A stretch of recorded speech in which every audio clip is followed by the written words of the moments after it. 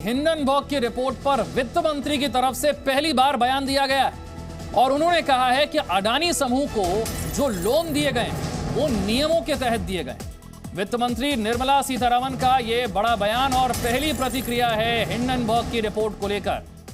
Hindenburg की report वही report है जिसकी वजह से अडानी ग्रुप के जो शेयर हैं उनमें भारी गिरावट देखने को मिल रही है। ये वही रिपोर्ट है जिस पर विपक्ष मांग कर रहा है कि इसमें संसद में चर्चा कराई जाए और जेपीसी से जांच करवाई जाए।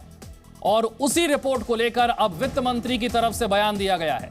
उनका कहना है कि सीमा से ज्यादा लोन नहीं दिया गया है।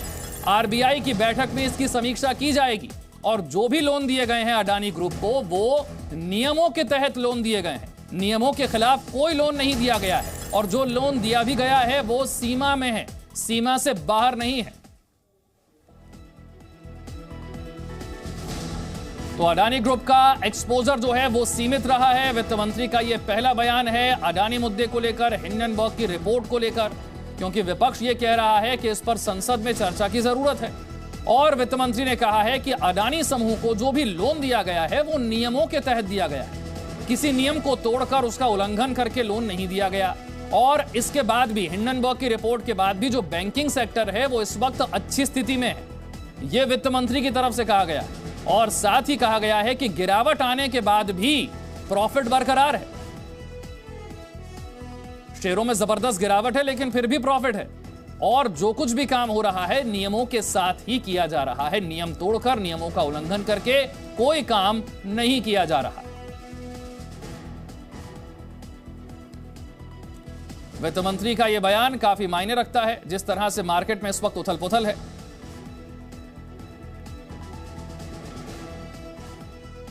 कांग्रेस नेता उदित राज इस वक्त हमारे साथ हैं। उदित जी, संसद में चर्चा की मांग अपनी जगह पर है, बिल्कुल चर्चा होनी भी चाहिए। वित्त मंत्री के इस बयान को किस तरह से देखते हैं? वो कह रही हैं कि जो कुछ भी हुआ, जो भी अडानी ग्रुप को लोन दिया गया वो सब कुछ नियमों के दायरे में है और आरबीआई की मीटिंग में इसकी समीक्षा भी होगी और गिरावट के बावजूद भी प्रॉफिट बरकरार है, नुकसान अभी तक तो हुआ नहीं है।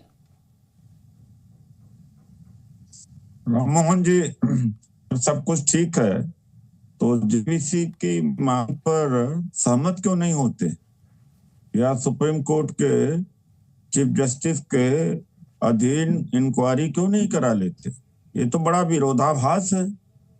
सब कुछ ठीक भी है और जांच के लिए तैयार भी नहीं है।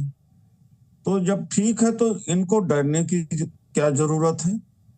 एक बात है। दूसरी बात है कि हम लोग भी मेहनत करते हैं, देश की जनता मेहनत करती है इतना। रातों रात लाखों करोड़ का आमदनी कहां से आ जाए? कौन सा इन्होंने? देखिए, हमारे देश के पूंजीपति और दुनिया के अन्य देशों के पूंजीपतियों में क्या अंतर है? उसमें हम जैसे जकरबर्ग फेसबुक इन्वेंट किया तब पैसा कमाया, बिल गेट्स ने विंडोसॉफ्ट, एलन मास्क में सैटेलाइट्स। इन्होंने क्या किया है? मैं तो फाइनेंस का आदमी हूं, इनकम टैक्स में रहा हूं, तो यहाँ पूंजीपति रातों रात बढ़ते हैं। बैंक का कर्ज, आईपीओ का पैसा, ये दो मेन स्रोत होते हैं। इनका पैसा लेते जाते हैं, उसी से व्यापार करते चले जाते हैं और फिर टेलीविजन पर आके कहेंगे कि हमने बड़ी मेहनत किया था और लोग मेहनत नहीं की। अच्छा, सबसे बड़ी हंसी की बात आती है कि जब कोई अमीर आकर के कहता है टैक्स पेयर्स की मनी। अरे भाई, टैक्स तो पे करते ही नहीं आप लोग। इस देश की जनता, जो गरीब जनता है, 64% जीएसटी तो पे करती है। ये कहाँ पे करते हैं टैक्स? तो ये जो अभी की रिपोर्ट, उसमें भी खुलासा हो गया कि जो ये कारपोरेट हाउसेस के लोग आते हैं और उनके प्रवक्ता अर्थशास्त्री टैक्स पेयर्स की मनी, वो भी सब बकवास है। आम जनता के टैक्स से देश का कलेक्शन है। इनका क्या कलेक्शन है? इन लोगों का पूंजीपतियों से कोई टैक्स ज्यादा थोड़ी आता है। न कारपोरेट टैक्स आता है, न जीएसटी आता है, न इनकम टैक्स आता है। ये सब बस देश को लूट रहे हैं। लूट करके 4-5 भाग गए। मेहुल भाई भाग गए, मोदी जी के मेहुल भाई को संबोधित करते थे, वो भी भाग गए। अब अडानी के पीछे साथ क्यों खड़े हो गए? अब तक जेल डाल देना चाहिए, जेल में डाल के इंक्वायरी करो भाई। एक गांव का आदमी, मैं तो गांव से हूं, तहसीलदार उसको बंद ले जाता है, कुर्की कर देता है उसका मकान। यहाँ पर आपका एबीजी का शिपयार्ड का क्या हुआ? आप 22,000 करोड़ रुपया डूब गया, क्या हुआ? धूत का क्या हुआ? धूत जेल में गया। ये सारे लूट करके बैठे हुए हैं और सब बैंक के लोन को खाते हैं। और आईपीओ का पैसा होता है, जनता का पैसा होता है। बैंक का कर्ज लेते चले जाते हैं। कौन फोन करता है? अब LIC खतरे है। एक ही इस देश के अंदर संस्था थी कि मरने के बाद में भी सिक्योरिटी परिवार के लोगों को, आज करोड़ों लोगों का LIC में जो दांव लगा है वो खत्म हो रहा है। महाराष्ट्र बैंक किस तरह से डूबा था, तब भी तो इन्होंने नहीं माना था महाराष्ट्र बैंक में रिगिंग हुई थी। यस बैंक को किसने लूटा है? और RBI के क्या स्थिति हुई है? जो ये कह रहे थे कि मुद्रा डिमोनेटाइजेशन के बाद में ब्लैक मनी खत्म हो जाएगी, ब्लैक मनी बढ़ गई। जहां भी इनकम टैक्स रेट हो रहा है, GST हो रहा, ट्रकों पैसा मिल रहा है, अरबों पैसा, करोड़ों पैसा मिल रहा है। कहाँ हुआ? तो ये कहने का मतलब है कि देश की जनता का सोचे।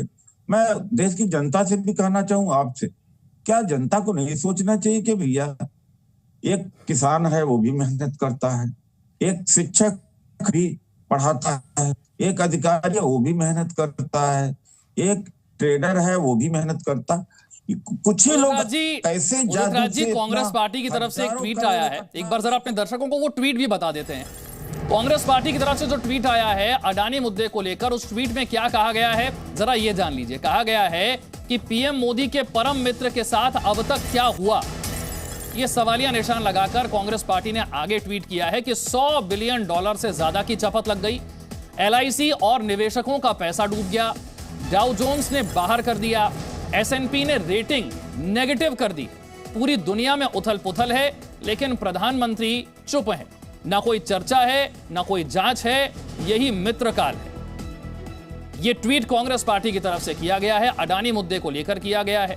प्रधानमंत्री मोदी के परम मित्र के साथ अब तक क्या हुआ, यह कहते हुए यह ट्वीट है, जिसमें आगे कहा गया है कि $100 बिलियन से ज्यादा की चपत लग गई, LIC और निवेशकों का पैसा डूबा। आगे इस ट्वीट में कहा गया है कि डाउ जोन्स ने बाहर कर दिया, S&P ने रेटिंग नेगेटिव कर दी, पूरी दुनिया में उथल पुथल है, लेकिन प्रधानमंत्री चुप हैं, ना कोई चर्चा होती है ना कोई जांच होती है, यही मित्रकाल है।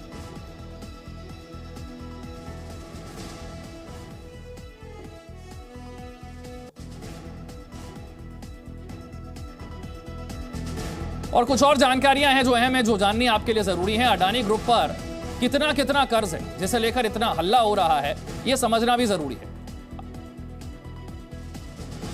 देखिए, अडानी मुद्दे को लेकर विपक्ष ने अब तक क्या कुछ कहा है। सेबी की चेयरपर्सन को इस्तीफा देना चाहिए या फिर बर्खास्त किया जाना चाहिए। जांच होनी चाहिए कि शिकायतों पर कार्रवाई क्यों नहीं की गई। ये TMC के सांसद की तरफ से बयान आया है, जौहर सरकार, इनकी तरफ से कहा गया है कि सेबी की चेयरपर्सन को इस्तीफा देना चाहिए या बर्खास्त किया जाना चाहिए। जांच होनी चाहिए कि जो शिकायतें की गई थी उस पर कार्रवाई क्यों नहीं हुई।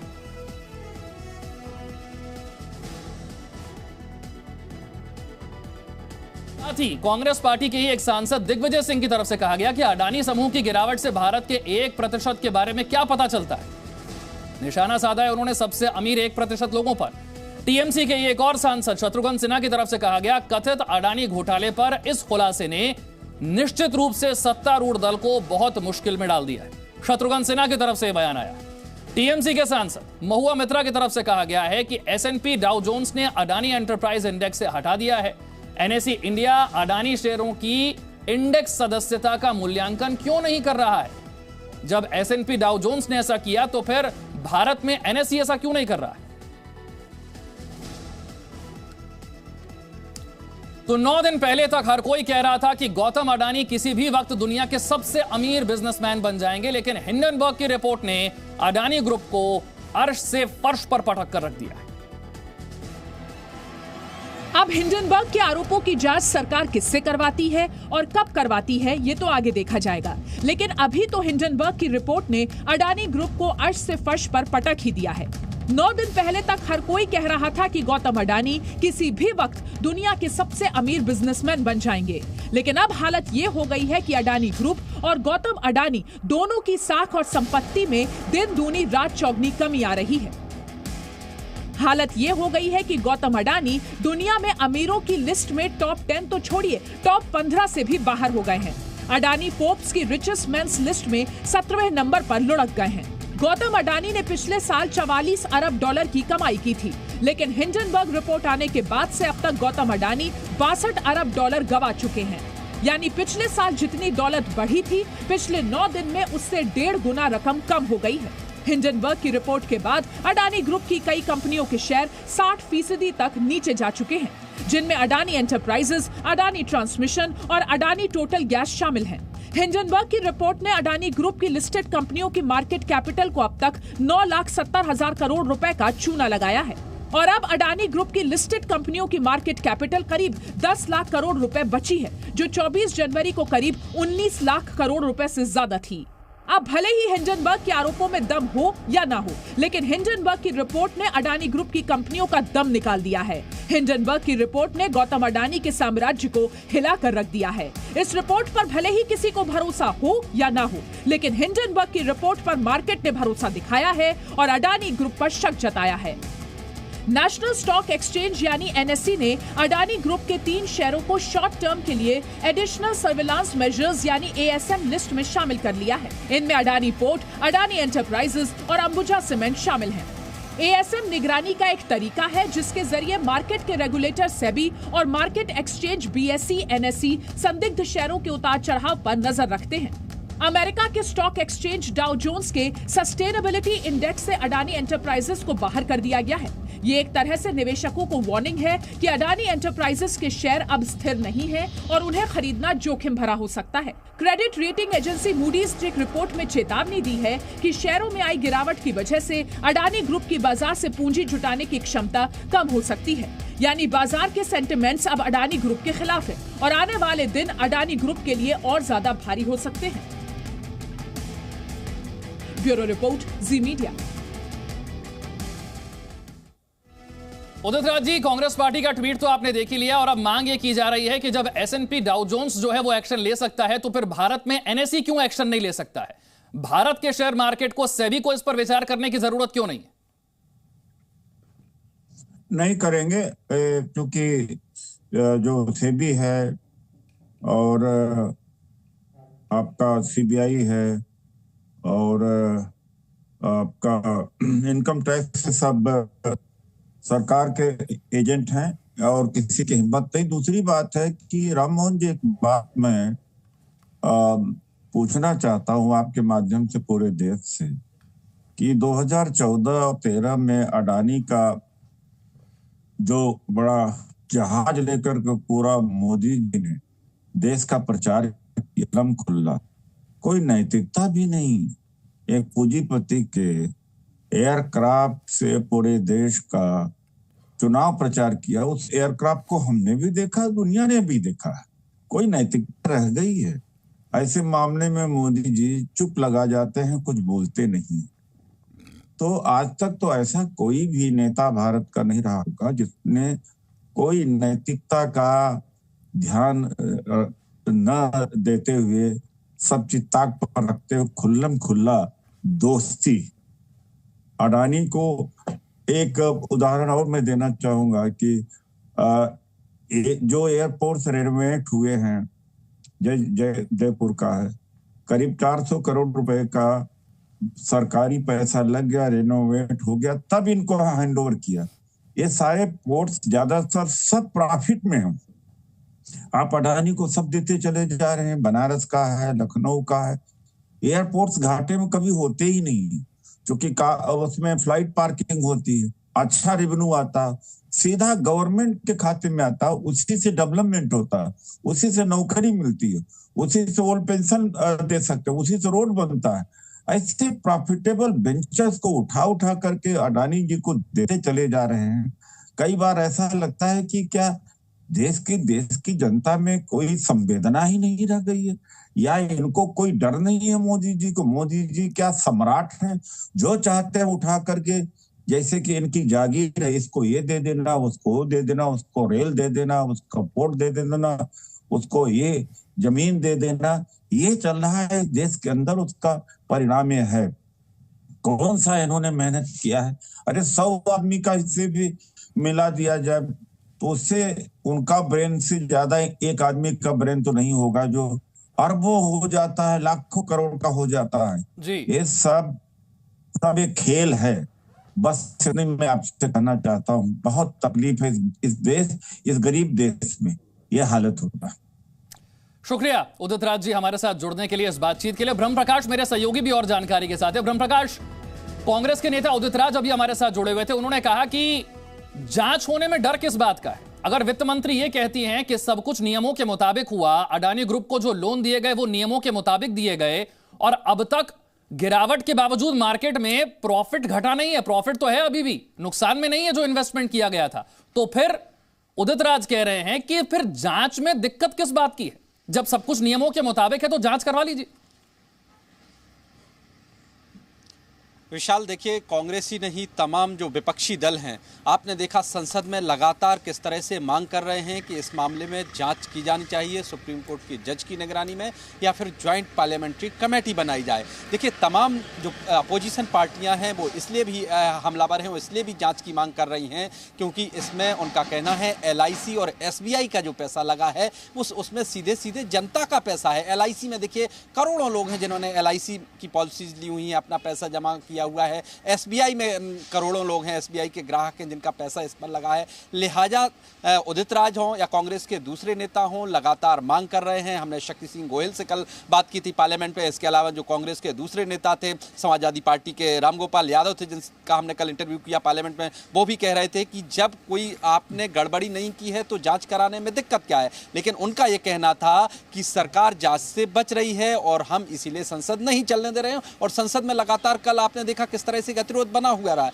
लेकिन आपको बता दें, सरकार के सोर्सेज से, जो टॉप सोर्सेज से कल बात हो रही थी, उनका यह कहना है चूंकि सरकार का इसमें कोई लेना देना नहीं है, वित्तीय संस्थान है उस पर सरकार की बराबर निगरानी है, लिहाजा इसमें विपक्ष जो मांग कर रहा है वो जायज नहीं है। लिहाजा संसद का गतिरोध देखा, लेकिन इस पर अभी भी राजनीतिक पार्टियां हैं, कांग्रेस है, सवाल उठा रही है, जांच की मांग पर अड़ी हुई हैं क्योंकि ये बड़ा मामला है। और विपक्षी पार्टियों का कहना है इसमें करोड़ों, अडानी ग्रुप में करोड़ों लोगों का पैसा लगा है, चाहे LIC के जरिए हो या फिर SBI के जरिए हो। इसी वजह से आपने उदित राज की बात देश की जनता को सुनाई। तमाम जो अपोजिशन पार्टीज के अलग अलग नेता हैं वो भी इसीलिए विशाल हमलावर हैं।